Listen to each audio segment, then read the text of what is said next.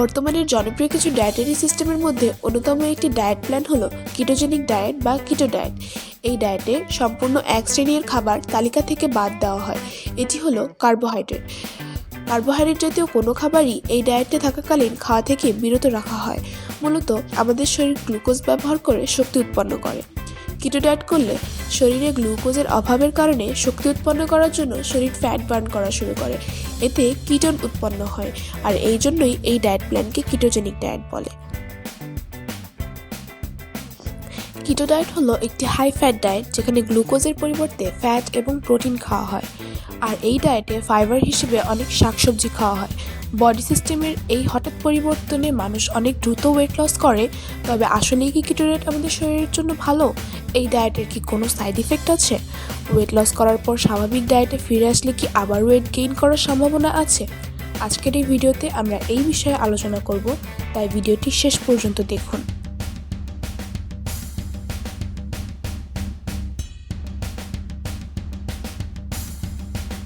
দ্রুত ওজন কমানোর জন্য কিটো ডায়েট অনেক কার্যকরী।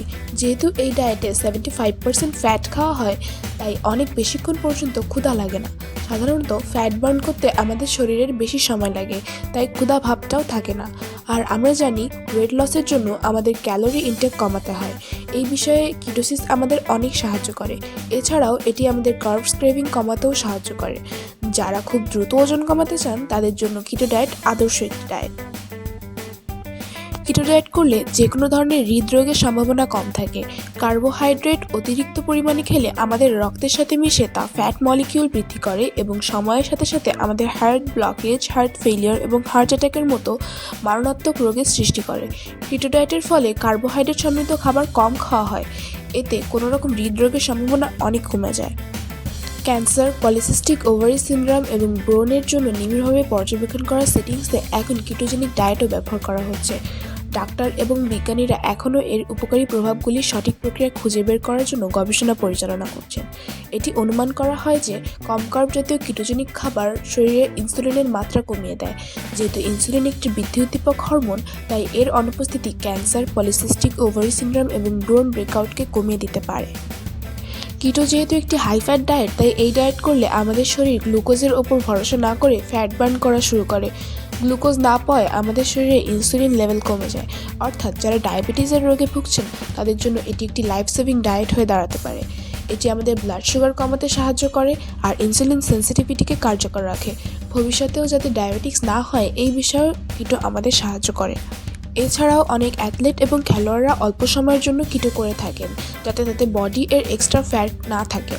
অনেক নিউরোজেনিক রোগ যেমন পার্কিনসন্স, এপিলেপসি ইত্যাদি রোগ কন্ট্রোলে রাখতে কিটো ডায়েট অনেক বড় ভূমিকা পালন করে। তবে সবকিছুরই পার্শ্ব প্রতিক্রিয়া রয়েছে। কিটো ডায়েটও তার ব্যতিক্রম নয়। নর্থ ওয়েস্টার্নের একটি ইনস্টিটিউটের কার্ডিওলজিস্ট বলেন, কিটোজেনিক ডায়েট ওজন কমানোর জন্য কার্যকর হতে পারে যদি তা নির্দিষ্ট সময়ের মধ্যে ব্যবহার করা হয় এবং স্বাস্থ্যকর খাদ্যাভ্যাস গ্রহণ করা হয়। কিন্তু এই ডায়েট অতিরিক্ত পরিমাণে করলে মৃত্যু ঝুঁকির সম্ভাবনাও রয়েছে। আপনারা জানেন কিটো ডায়েট একটি খুবই সীমাবদ্ধ ডায়েট, যেহেতু কার্বোহাইড্রেট জাতীয় কোনো খাবারই এই ডায়েটে গ্রহণ করা হয় না। আর এই সাথে অনেক পুষ্টি সমৃদ্ধ ফলও গ্রহণ করা যায় না। এতে আমাদের নিউট্রিয়েন্ট ডেফিসিয়েন্সি বা পুষ্টিহীনতা হতে পারে। এই অভাবগুলির কারণে লোকেরা দুর্বল এবং ক্লান্ত বোধ করে বলেও রিপোর্ট করা হয়েছে। এই লক্ষণগুলিকে কিটো ফ্লু বলা হয়। ফাইবারের অভাবের কারণে কিটো ডায়েটে কোষ্ঠকাঠিন্যের সমস্যাও হতে দেখা যায়।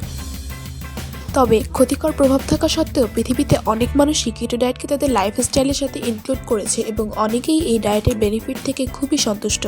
কিন্তু যেহেতু এই পৃথিবীতে সকলেই আলাদা, তাই আমাদের উচিত হবে যে কোনো ডক্টরের সাথে পরামর্শ করে এই ডায়েটকে গ্রহণ করা। If you like our videos, then do subscribe our channel for more updates and comment us for more information.